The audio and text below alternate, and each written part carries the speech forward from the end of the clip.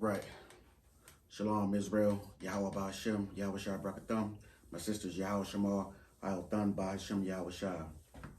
I'm Priest Officer Gawan. This is the I.S.U.P.K. under commanding Gen.YAHANNA. Started out 1 West 125th Street, Harlem, New York.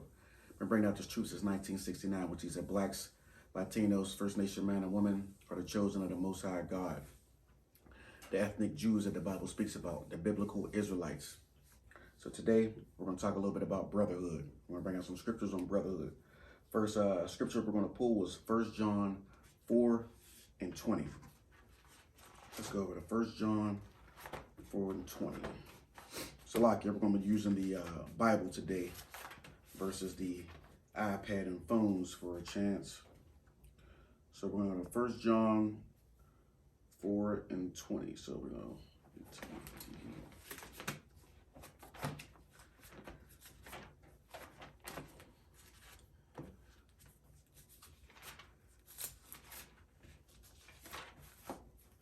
Salakia, 1 minute. 18.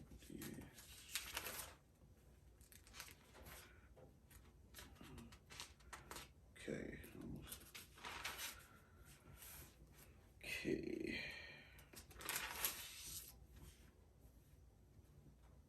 Okay, here we go. This is the book of 1 John, chapter 4, and verse 20. It says, if a man say, I love God, and hateth his brother, he is a liar. For he that loveth not his brother, whom he hath seen, how can he love God, whom he hath not seen? I'll read that again for you. This is the book of 1 John chapter 4, verse 20. If a man say, I love God, and hateth his brother, he is a liar. For he that loveth not his brother, whom he hath seen, how can he love God, whom he hath not seen? Okay, so this is saying here is, you know, we have brothers in the world, and this goes for the sisters as well, too. And every day, in every walk of life, you know, we deal with brothers and sisters. And when we're talking about it, we're always talking about of our own kindred, meaning blacks, Latinos, First Nation man and woman. And, you know, we have love for our relatives. We have love for our so-called kinfolk and, you know, the brothers and sisters in our neighborhoods. And sometimes, you know, it's the opposite of that. But what the Most High God is saying here specifically is that we are all one nation. You know what I mean? Blacks, Latinos, First Nation man and woman. We are all one nation. And regardless if you are directly from, you know, the father as another brother or sister or not, or mother or whatever, we still are a people. We still are the same people, okay? So we are all children of the Most High God, meaning we are all the Israelites, the biblical, the ethnic Jews that the Bible speaks about. So if I don't love my brother who I see every day in this struggle, who I see every day in these, you know, and this oppression that we both face, you know, from the oppressor, the devil that the Bible speaks about, the same thing goes for you sisters. If I don't love that brother or that sister, how could I put my lips together to say that I love the Most High God when I've never seen the Most High God, but I have seen that brother or that sister, you know, daily, in and out. So that's what this is talking about. So if you claim to love the Most High God, you have to love your brothers and your sisters. And that's a commandment given to us by the Most High God. And even Christ said that you know, to love our brothers, you know what I mean, to love your sisters. That's how you know that you're his disciples, when you love, you know, your own people. And you know, of course, there's other nations on the earth. There's all different types of nations on the earth, but specifically, this Bible is always talking about blacks, Hispanics, and First Nation man and woman. So again, if a man say, I love God, and hateth his brother, he is a liar. So you're a liar if you said you love the Most High God, but you hate that brother that's sitting right next to you. And it's very easy for brothers and sisters to fall out and have an odd against each other because, you know, there's different types of things that go on, you know, with your family, you know, different circumstances in the world and whatnot. And brothers, you know, don't get along, sisters don't get along. But at the end of the day, we're supposed to have mercy on each other and to love each other no matter what, because we come from the same, you know, group of people, and we are children of the Most High God. We are the biblical Israelites. So if a man say, I love God, and hate of his brother, he is a liar. For he that loveth not his brother whom he hath seen, how can he love God whom he hath not seen? Okay, so that's in the Bible if you want to check it out for yourself. 1 John 4:20. So if you say you love the Most High God, then you have to love your brothers or your sisters. And if you don't love your brothers or your sisters, then you cannot possibly love the Most High God. So if you're dealing with each other that way, and you're praying and whatnot, and you're trying to, get the love of the Most High God, he is not paying attention to your prayers because you hate your own brothers and sisters. You hate your own people. All right, so let's get Matthew 25 and 40. Let's go to Matthew 25 and 40.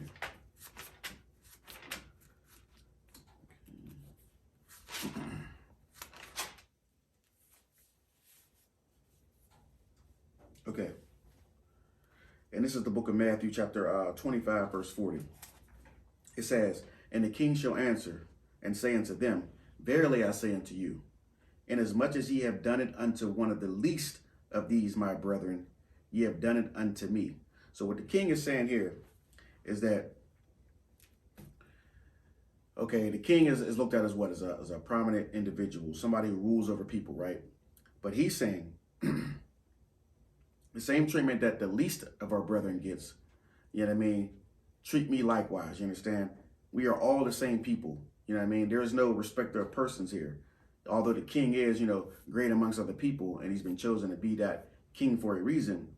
"And the king shall answer and say unto them, Verily I say unto you, inasmuch as ye have done it unto the least of these my brethren, ye have done it unto me." So if you offend, the least of your brethren, meaning the poor, you know what I mean? And then you have, the abundant in your brothers and sisters, you know what I mean? Which might be the rich or the so-called well-off. But if you have done it to them, you have done it to the king. That's how we work on one accord, you understand? You understand? We have rulers over our nation, but we are all brothers and sisters, you understand? So when you offend the least of our brothers, you offend that king. You offend, our people, me, you know what I mean? The Most High God, Christ, you understand? Because we are all, the same nation, you understand? And that's how we have to look at this, you know what I mean? You can't be a respecter of persons, you know what I mean? A real king or a real ruler over people, will care about his people and put his people, you know what I mean, to the forefront for the nation with the law, statutes, and commands of the Most High God. So I'll read that again to you. This is Matthew 25 and 40. "And the king shall answer and say unto them, Verily I say unto you, inasmuch as ye have done it unto one of the least of these my brethren, ye have done it unto me." All right. So lock in.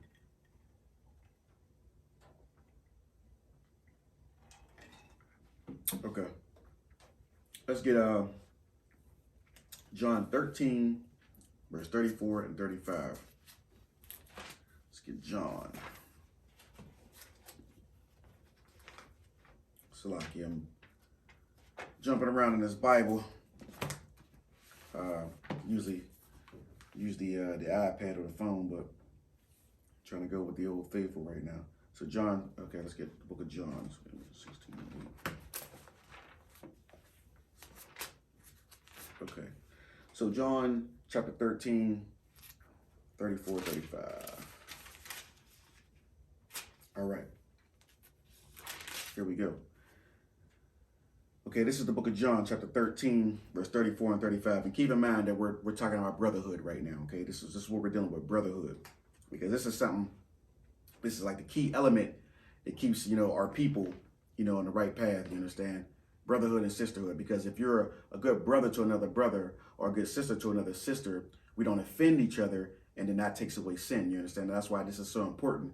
Because if you realize that that's your brother or your sister and not sin against them, you know what I mean, then it takes away all the pain, the suffering, and the punishments, you know what I mean, that we receive for being, wicked to each other.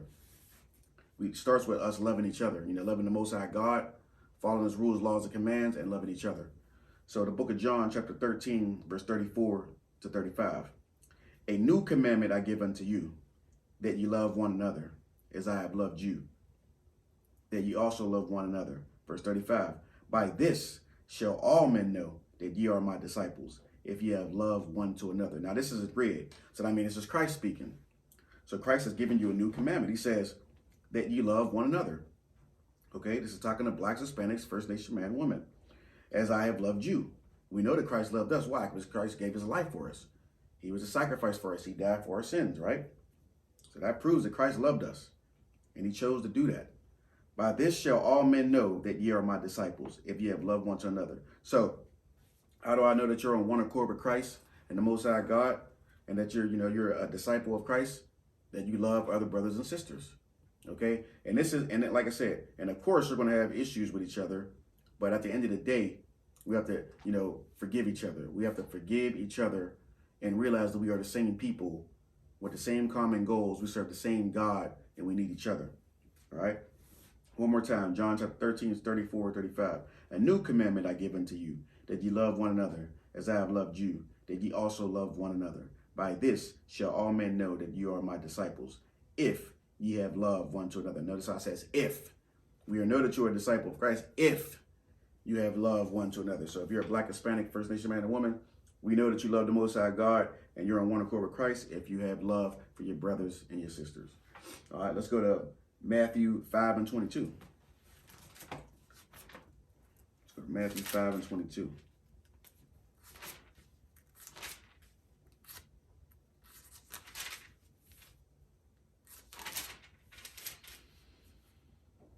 Okay, here we go. This is the book of Matthew, chapter 5, verse 22. It says, but I say unto you, that whosoever is angry with his brother without a cause shall be in danger of the judgment. And whosoever shall say to his brother, Raka, shall be in danger of the council. But whosoever shall say, thou fool, shall be in danger of hell fire. Okay, so let's break this down. But I say unto you that whosoever is angry with his brother without a cause shall be in danger of the judgment. What does that sound like? Sounds like hating to me. That's a more common, street term, I guess you could say. If you're hating on or being a hater of your brother or your sister for no apparent reason, you're in danger of the judgment. Meaning the Most High God's going to look at your works and see what it is you're doing, and he's going to judge you for that. Okay, because you're hating or judging your brothers or your sisters for no apparent reason. Okay, and whosoever shall say to his brother Raka shall be in danger of the council. Same thing. You're going to be in judgment. You walking around, talking mess about your brothers and sisters, saying they're worthless. They're worth nothing. They're this, they're that. You know what I mean? The Most High God will judge you. But whosoever shall say thou fool shall be in danger of hellfire. What's hellfire? Hellfire is what the Most High God's arrows that he shoots at the children of Israel, meaning the punishments that we receive for doing wickedness and the sin that we commit. So a hellfire will be child support. A hellfire would be, a black man not being able to see his child, black woman being a single parent. You understand? These are hellfires. Being growing up in the ghetto, the barrios, the Mexican brothers and sisters are the babies being on at cages at the border. These are all hellfires, okay? Growing up in America, speaking the English language, that's a hellfire. You understand? Having the oppressor rule over you, the devil ruling over you, that's a hellfire. Okay, so that's what hellfire means. So if we're walking around being a hater of our brothers or sisters, committing sins, transgression against the Lord's law, statutes, commands, we're going to get hellfires. And we have got these hellfires. So you know that this Bible is legit. It's talking to the children of Israel, blacks, Hispanics, First Nation man and woman.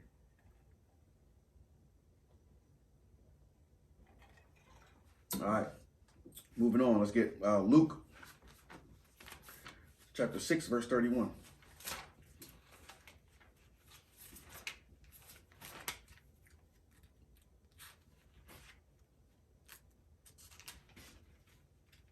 Okay, this is the book of Luke, chapter 6 and verse 31. It's one of my favorite scriptures. It says, as ye would that men should do to you, do ye also them likewise. All right, so what is that saying? As you would that men should do to you, do ye also to them likewise. This also ties into brotherhood. You don't do something to somebody else that you don't want done to yourself. It's very simple. It's very practical, as we say in the I.S.U.P.K. It's very practical. If you look at your brothers and sisters and you think about the treatment that you would like to receive and the things that you don't like, and you don't like the things that people do to you, you don't do that to other brothers and sisters. It's very simple. Like I said, these brotherhood scriptures, can fix our nation, instantly if we all were to keep it. You understand? This brotherhood, the Bible is the answer to all our problems, to blacks, Hispanics, and First Nation man and woman's problems. This Bible. Don't never let anyone tell you that this is a so-called oppressor's book and that it's not legit, because everything in it is speaking to blacks, Hispanics, First Nation man and woman, and it is the answer to all our problems. Luke 31, 6 and 31. as ye would that men should do to you, do ye also to them likewise. So treat people how you want to be treated. It's very simple. Very simple. You know what I mean? It's pretty much common sense, even although, there are some of us that don't, keep this command, you know what I mean, or this law. But these are the type of things that we deal with daily. So just treat others the way you would want to be treated. Very simple. Let's get John chapter 15, verse 12 to 14. The book of John.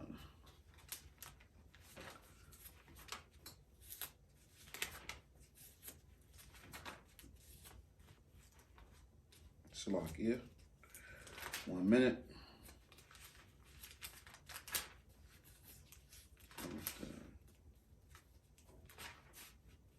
Okay, so John chapter 15, verse 12 to 14. Okay, this is in red. This is Christ speaking again.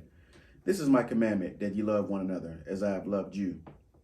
Verse 13, greater love have no man than this, that a man lay down his life for his friends. Okay, we know that's what Christ did. Christ gave up his life for us, for our sins. He's the only reason why we can come to the Most High and be given mercy or a grace period. You understand? A lot of us, if it wasn't for what Christ did, we wouldn't be able to come to the Most High. We have committed sins and wickedness well beyond, the point where we could be, forgiven if it wasn't for Christ and the mercy of the Most High God. Greater love have no man than this, that a man lay down his life for his friends. 14, ye are my friends if you do whatsoever I command you.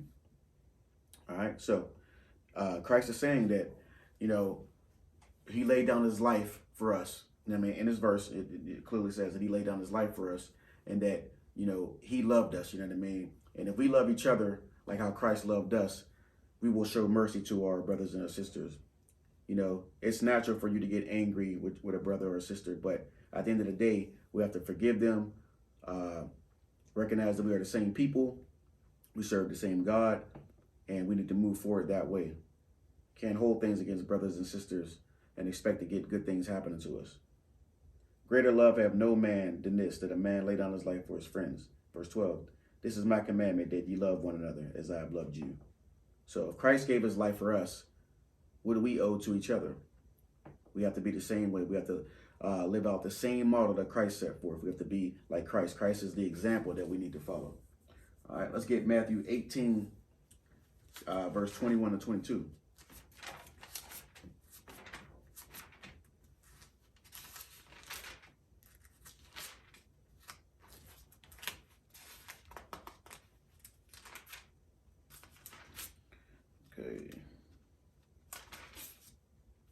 All right, this is the book of Matthew, chapter 18, verse 21.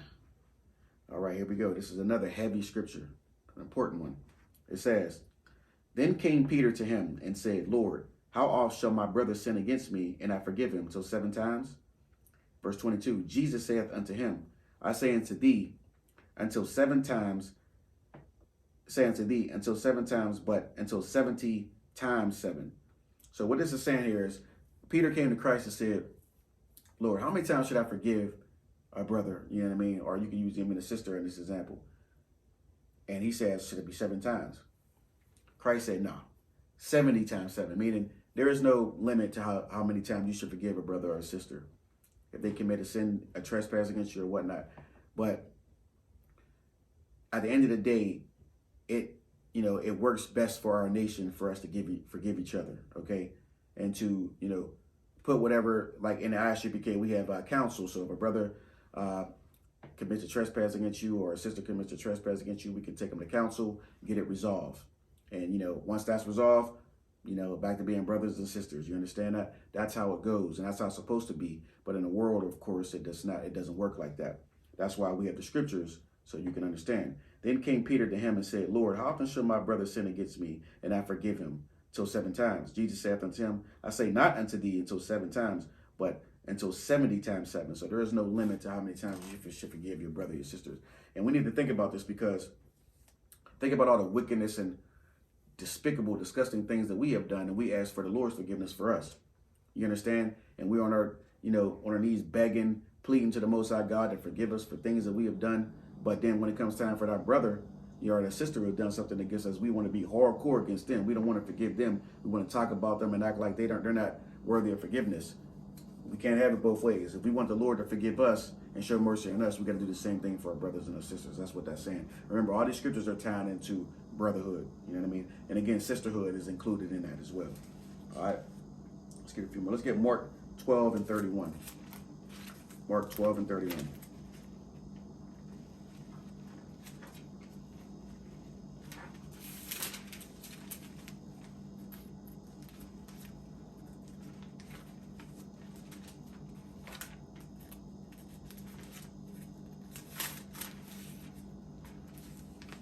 Okay, this is the book of Mark, chapter 12 and verse 31.